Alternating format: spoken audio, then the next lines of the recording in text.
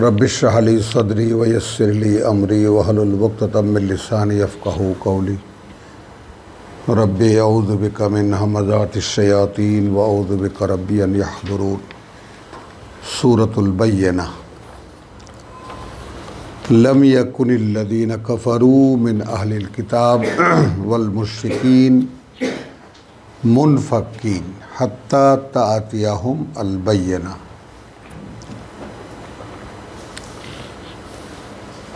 কিছুতেই সম্ভব হচ্ছিল না কারা আসলে অবিশ্বাস করে মিন আহলিল কিতাব, আগের কিতাবের দাবিদারদের মধ্যে, ওয়াল মুশরিকিন, আর এই মক্কার মুশরিক যারা আল্লাহকে মানে, কাবা ঘরকে আল্লাহর ঘর হিসেবেও মানে, কিন্তু তারা কাফারু অর্থাৎ রসুল এবং রিসালাতকে অস্বীকার করে।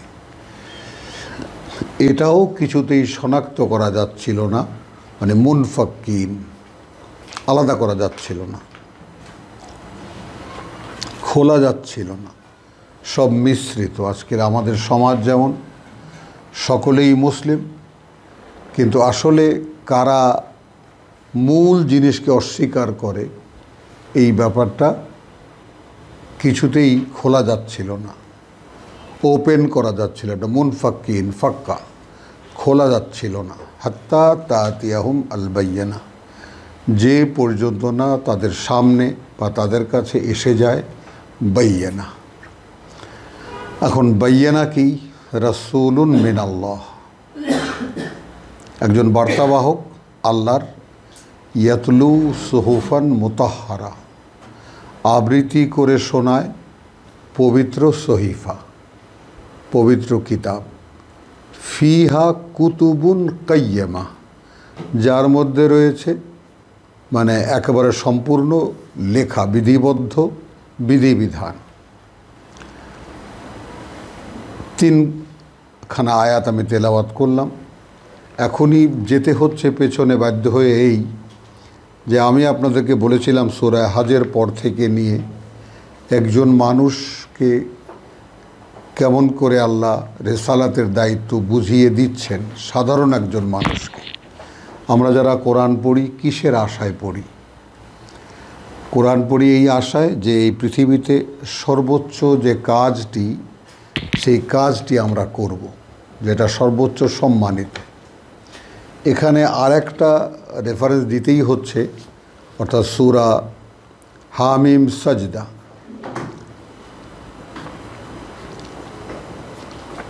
চল্লিশ বোধহয়,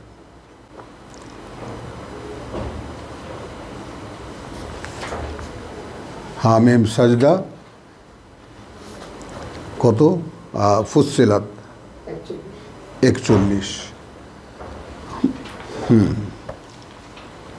তো সেখানে আছে ওয়ামান আহসানু কাউলান মিম্মান দা ইলাল্লাহ, মানে যে কথা বলেছি আমি সে কথার সাক্ষ্য হিসাবে কোরআনের কিছু আয়াত সামনে আনা, যে বিষয়টা কতটা বাস্তবতার। যেমন এখানে বলা হয়েছে, আমি সেই 22 নম্বর সূরা, সূরা হজ, সেখানে আমি বলেছি আল্লাহু ইয়াস্তাফি মিনাল মালাইকাতে রসুলান ওয়া মিনান নাস। সেই কথাটিকে টেনে আনছি আমি, যে এর আগে আমাদের নবুয়ত রিসালাতের ইতিহাস কিতাব নিয়ে কে কী করেছে সব আমাদেরকে জানিয়ে, তারপরে একেবারে আদম আলাইহিসসালাম থেকে নিয়ে নূহ আলাইহিসসালাম থেকে নিয়ে সর্বকালের সকল নবী রসুলদের কাহিনী জানিয়ে আমাদেরকে এবার সেই সূরা বাকারার 143 আয়াতের বাস্তবতা অনুযায়ী, অর্থাৎ ওয়া কাযালিকা জাআলনাকুম উম্মাতান ওয়াসাতান, এভাবেই আমি গড়ে তুলেছি তোমাদেরকে মধ্যস্থতাকারী একদল মানুষ, যারা মাঝখানে থাকবে। অর্থাৎ রসুল যেমন আমার কাছ থেকে ওহী পেয়ে তোমাদেরকে বলতেন, ঠিক তেমনি এখন তোমাদেরকে গড়ে তুলেছি তার কাছ থেকে নিয়ে তোমরা যেমন আমার কথা বাস্তবায়িত করছো, ঠিক সেই রকম এখন তিনি চলে গেলে তোমরা এই কাজটা করবে। তো এখন রসুল চলে যাওয়ার পরে ওহী আমাদের সামনে লিখিত রূপে হাজির। আল্লাহর ওহী যা জিবরাইল আমিন রসুল সাল্লাল্লাহু আলাইহি সাল্লামের কাছে আনতেন, এবং এটা কারো, এটা কোনো দৃশ্যমান ঘটনা নয়, এটা কোনো দেখাবার জিনিসও নয়। রসুলের অন্তরে আসতো, রসুল মুখে বলতেন, পরে তা লিখিত হতো। এই হলো কিতাবের ধরন। তাহলে যারা বিশ্বাস করেছিল তাদেরকে বলছেন যে এভাবেই আমি গড়ে তুলেছি তোমাদেরকে উম্মাতান ওয়াসাত, মাঝখানে থাকা একদল মানুষ। কার মাঝখানে? আল্লাহ এবং জনগণের। তাহলে মুহাম্মদ রাসূলুল্লাহর পর থেকে নিয়ে আমরাই সেই দায়িত্বে আছি, কিন্তু সে দায়িত্ব কতটা পালন করেছি সেটা তো ইতিহাসই সাক্ষী দিচ্ছে যে আদৌ সে দায়িত্ব আমরা পালন করিনি। এখন আবার নতুন করে রব্বুল আলামিন তার কিতাব নিজেই খুলছেন। আপনি, আমি, যারা এখানে উপস্থিত এবং কাছে দূরে যারা ভাইয়েরা আছেন, সকলেই আজকে কিতাবের প্রতি যে আগ্রহ বোধ করছে, আমি বারবার করে আপনাদেরকে বলেছি এবং বলি যে এইটা আমাদের কারো উদ্যোগ নয়। আমরা উদ্যোগী হয়েছে বলেই কোরআন পড়ার আগ্রহ হয়েছে, বিষয়টা তা নয়। বিষয়টা কোভিড যাওয়ার পরে, অর্থাৎ করোনা ভাইরাসের পরে, তখনও আমি সেই করোনা ভাইরাসের তৃতীয় মাসে আমি আপনাদেরকে 4টি সূরার ধারাবাহিকতায় আমি বলেছিলাম, সূরা রুম, সূরা আনকাবুত, যে এই করোনা এসেছে শুধু এই সাক্ষী প্রমাণ করতে, এই প্রমাণ নিতে যে পৃথিবীতে আর আল্লাহ বিশ্বাসী কোনো মানুষ অবশিষ্ট নেই। তাহলে যে আল্লাহ আমরা বিশ্বাস করি সেই আল্লাহ বিশ্বাসটা তো, রেসালাতের দায়িত্বের বিষয়টা এখন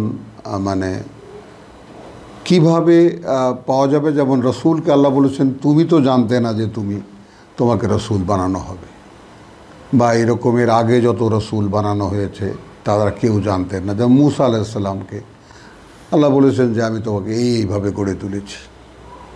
তো এই বিষয়গুলো, রেসালাতের বিষয়টা সম্পূর্ণ আল্লাহর ইচ্ছাধীন। কিন্তু কোরআন নাজিলের পরে, কোরআন যখন কপি হয়ে গেল, লিখিত রূপে স্থির হয়ে গেল, যার সংরক্ষণের দায়িত্ব আল্লাহর। এখন এই যুগ যেমন নূহ থেকে নিয়ে ইব্রাহিম আলাইহিস সালাম পর্যন্ত এক ধরনের যুগ। কিতাব আসতো, রাসূল আসতেন, তার সঙ্গে সঙ্গে কিতাব আসতো এবং জনগণের সামনে সেটা তিনি উপস্থিত করতেন। জনগণ শেষ পর্যন্ত অস্বীকার করত। তারপর রসুল এবং তার সঙ্গে যারা ছিলেন তাদেরকে আল্লাহ রক্ষা করতেন, বাদ বাকি সব মিশিয়ে দিতেন মাটির সাথে, ধ্বংস করে দিতেন। এই ছিল নিয়ম। ইব্রাহিম আলাইহিস সালামের পর থেকে নিয়ে কিতাব, যেহেতু কিতাবী যুগের সূচনা, সোহফে ইব্রাহিম, সোহফে মূসা, তো সেই কিতাবের যুগে এখন কিতাব যাদেরকে দেওয়া হয়েছে তাদেরকে রেখে দেওয়া হয়েছে। ইহুদিরা কিতাবের অস্বীকারী, কিতাবকে বিকৃতকারী আছে ইহুদিরা। খ্রিস্টানরা যা করেছে আছে খ্রিস্টানরাও পৃথিবী জুড়ে। আমরা মুসলিমরা যারা কিতাব পাওয়ার পরেও, তাই না, তারপরে সেই কিতাবকে আমরা বন্ধই করে রেখেছি। তো এই কারণে গোটা জাতির যে অ্যাটিটিউড, গোটা জাতির যে অভিব্যক্তি, জাতীয় অভিব্যক্তি, সেটা হলো কিতাব লাগে না, ধর্ম আমরা নিজেরা বানিয়ে নিতে পারি, অতএব আমরা নিজেরা যেটা বানিয়েছি এটাই আল্লাহর ধর্ম। তার থেকে কোরআনের শব্দ নিয়ে ইসলাম নাম লাগিয়ে দিয়েছি, ব্যাস। কোরআনের সালাত আমাদের নামাজ, এইভাবে যা আমরা কোরআনের জাকাত, আমাদের 2.5 টাকা জাকাত, এইভাবে যা মেলে অথবা না মেলে আমরা মিলিয়ে নিয়েছি। তার উপরেই কেটে গেছে 1500 বছর। তো এখন এই যে কোরআনের প্রতি আমাদের যে আগ্রহ বা আমাদের যে কৌতূহল, এই বিষয়টা সকলের কাছেই আবারও নিবেদন করি যে এইটা কোনোভাবেই কেউ যেন নিজের উদ্যোগ বলে মনে না করি, তাহলে কিতাব পাবেন না। এবং এটা কোরআন দিয়েই প্রমাণিত যে ওহী চিরকালই আল্লাহর কথা, ওহী হওয়া সাপেক্ষ, অর্থাৎ আপনার মনে আসবে। তো ঠিক রসুল সাল্লাল্লাহু আলাইহি সাল্লামের কাছে যেভাবে কিতাব আসতো ওইভাবে না। এখন আমরা কিতাব পড়ব। ইকরা, প্রথম আদেশ সর্বজনমান্য, আমরা সূরা আলাকে পড়েছি, ইকরা বিসমি রাব্বিকাল্লাযী খালাক, পড়ো। তাহলে এবার উদ্যোগটা আমাদের। এখন যারা আমরা পড়েছি, সে পড়ার পরে যাদেরকে আল্লাহ তাআলা দীর্ঘকাল যাবতীয় কিতাবের সঙ্গে যারা লেগে থাকার সৌভাগ্য আল্লাহ দিয়েছেন, তারা এখন বলতে বাধা নেই, কোনো দ্বিধাহীনভাবে বলা যায় যেটা পরিষ্কার যে এই কিতাব ওহী হওয়া সাপেক্ষ। আপনি পড়বেন বটে কিন্তু বুঝবেন না, যে পর্যন্ত না আল্লাহ আপনাকে বুঝ দেবেন। সূরা তহা 114 দেখে নেবেন। আর সূরা হামিম সাজদায় এসেছি যে ইন্নাল্লাযীনা ক্বালু রাব্বুনা আল্লাহ সুম্মা ইসতাকামু, যারা এই জীবনে বলল যে সৃষ্টিকর্তা প্রতিপালক আমাদের আল্লাহ এবং দাঁড়িয়ে গেল তার উপরে, অর্থাৎ অবিচল সে এই চিন্তায়, এই বিশ্বাসে এবং সে অনুযায়ী সে তার জীবনকে পরিচালনা করে, তাহলে কি হয়? তাতানাজ্জালু আলাইহিম আল মালাইকা, তাহলে ফেরেশতাদেরকে আল্লাহ পাঠান রূহ নিয়ে।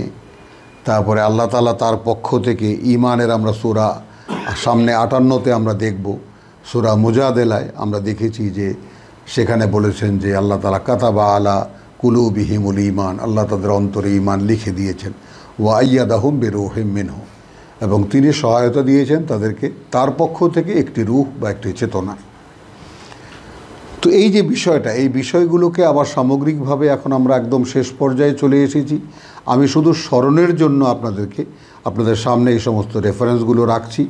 অনেকের কাছেই এগুলো দুর্বোধ্য মনে হয়, কিন্তু আমি এটা নিশ্চিত যে আপনারা যদি একটু ধৈর্য ধরে শোনেন এবং নিজেরাও পড়েন উদ্যোগী হয়ে, তাহলে আপনারাও বুঝতে পারবেন যে আসলে আমরা কিভাবে উপস্থাপনাটা করছি। তাহলে এখানে বলছে আল্লাহ তাখাফু ওয়ালা তাহজানু ওয়া আবশিরু বিল জান্নাতিল্লাতী কুনতুম তুআদুন, এবং সুসংবাদ নাও সেই সুন্দর বনভূমির যার যার ওয়াদা তোমাদের সাথে করা হয়েছে। এরপরে নাহনু আউলিয়াউকুম ফিল হায়াতুদ দুনিয়া।